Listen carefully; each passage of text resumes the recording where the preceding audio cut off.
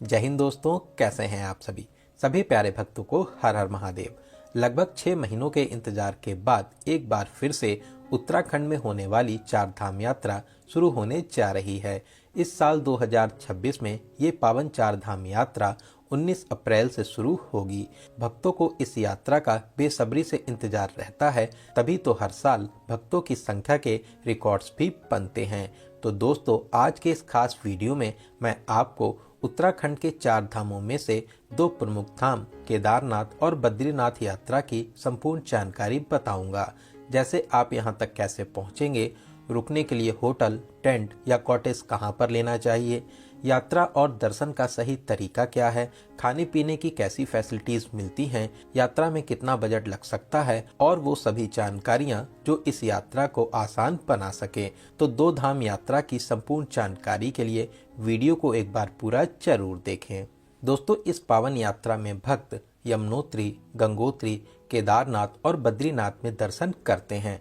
इस साल 2026 में 19 अप्रैल को यमुनोत्री और गंगोत्री के कपाट खुलेंगे। इसके अलावा केदारनाथ धाम के कपाट 21 या 22 अप्रैल और बद्रीनाथ धाम के कपाट 23 अप्रैल को भक्तों के लिए खोले जाएंगे। तो चलिए फिर वीडियो में आगे बढ़ते हैं और एक एक करके सभी बातों को जानते हैं। दोस्तों, ये पावन यात्रा हरिद्वार या ऋषिकेश से शुरू होती है।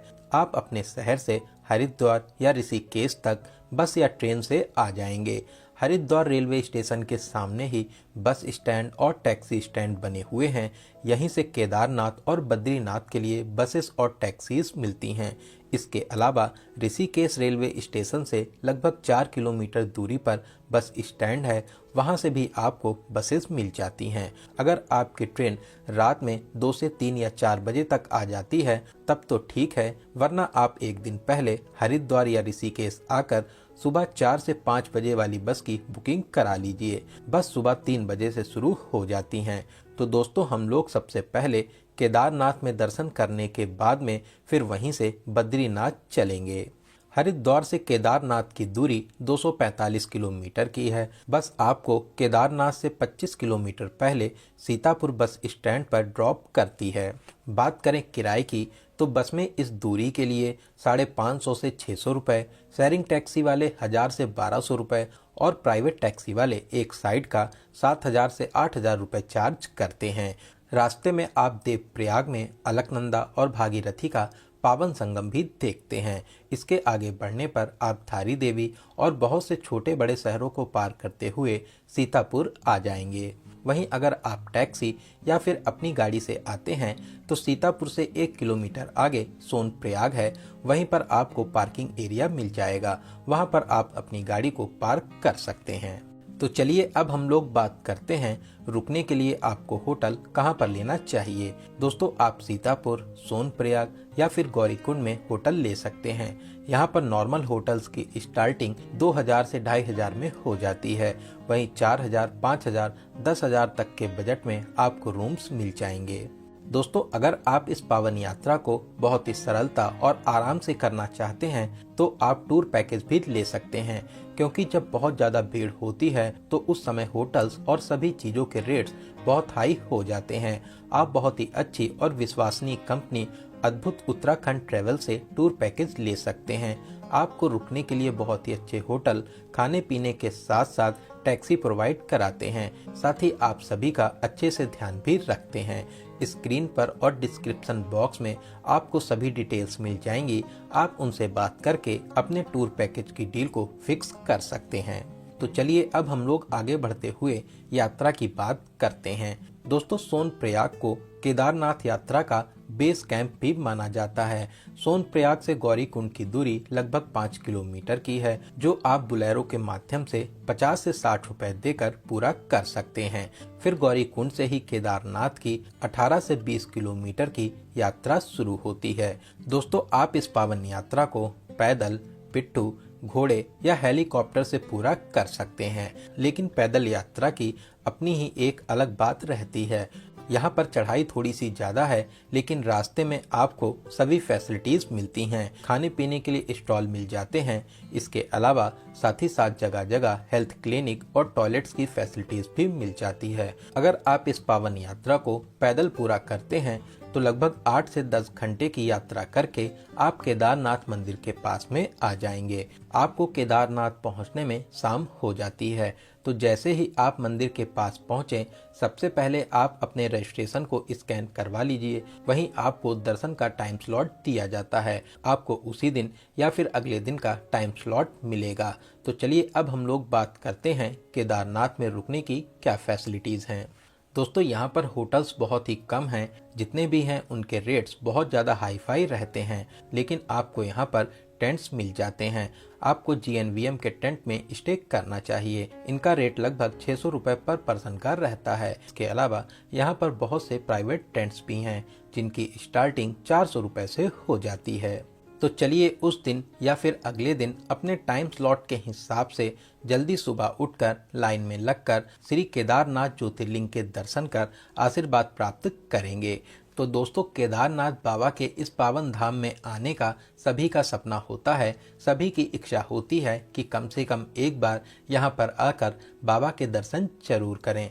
तो अगर आप ये वीडियो देख रहे हैं तो समझ जाइए बाबा का बुलावा आ चुका है। तो आप अपना बहुत ही जल्दी प्लान बनाना शुरू कर दीजिए। दोस्तों, मंदिर में दर्शन की टाइमिंग की बात करें तो सुबह 4 बजे से दोपहर 3 बजे तक और फिर शाम को 5 बजे से रात 9 बजे तक दर्शन होते हैं। बीच में शाम को यहाँ पर भव्य आरती भी होती है।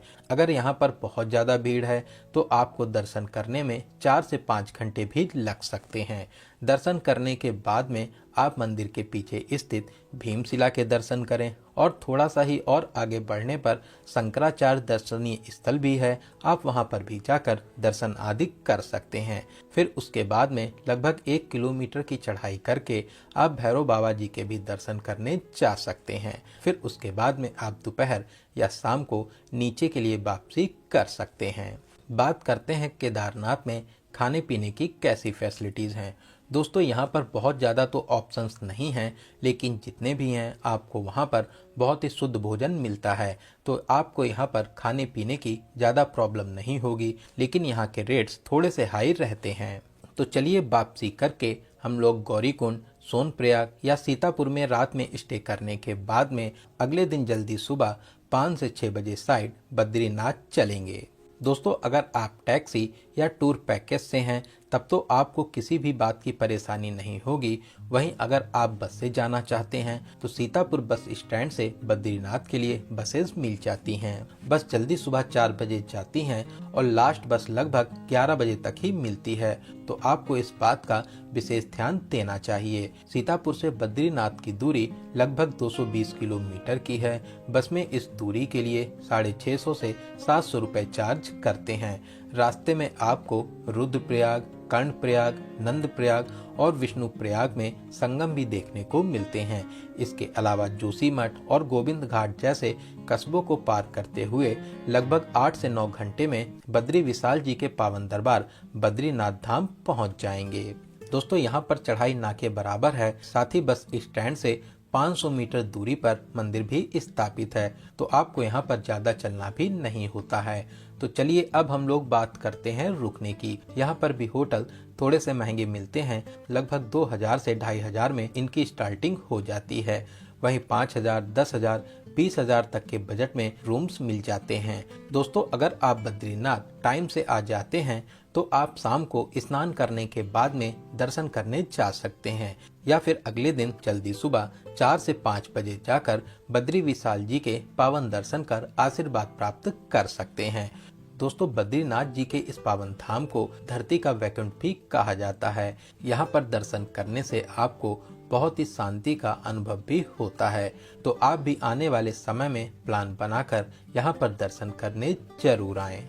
बात करें मंदिर की टाइमिंग की तो सुबह 4:30 बजे से दोपहर 1 बजे तक, फिर शाम को 4 बजे से 9 बजे तक दर्शन होते हैं।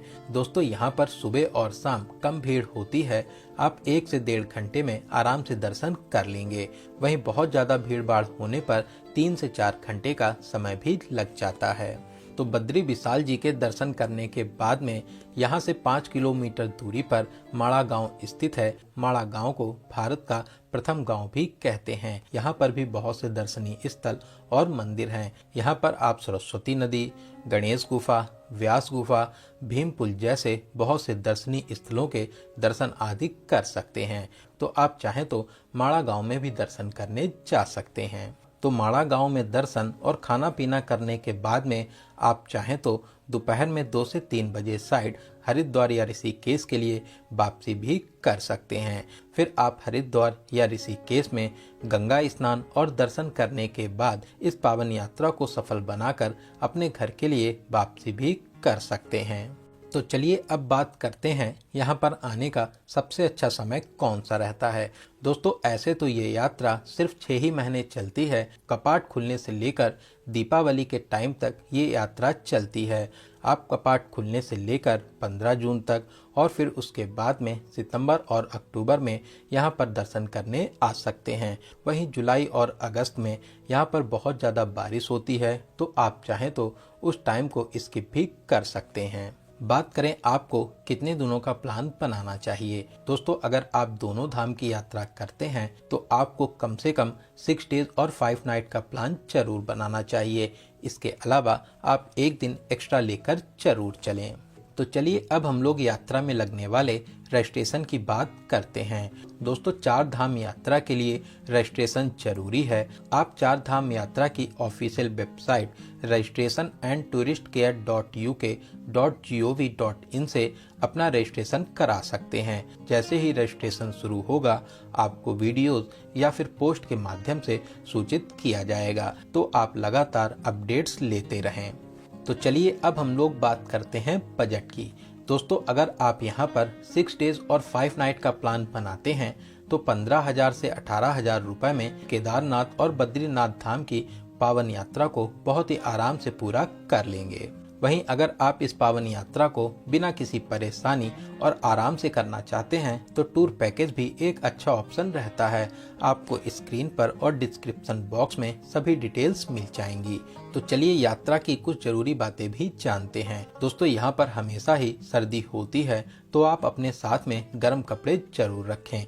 इसके अलावा चढ़ाई के दौरान कम से कम सामान ले जाएं और अपने साथ में एक पिट्ठू बैग जरूर रखें। साथ ही dry fruits, power bank, painkiller और मेडिसिन लेकर जरूर आएं। इसके अलावा आप अपने साथ कैश भी जरूर रखें।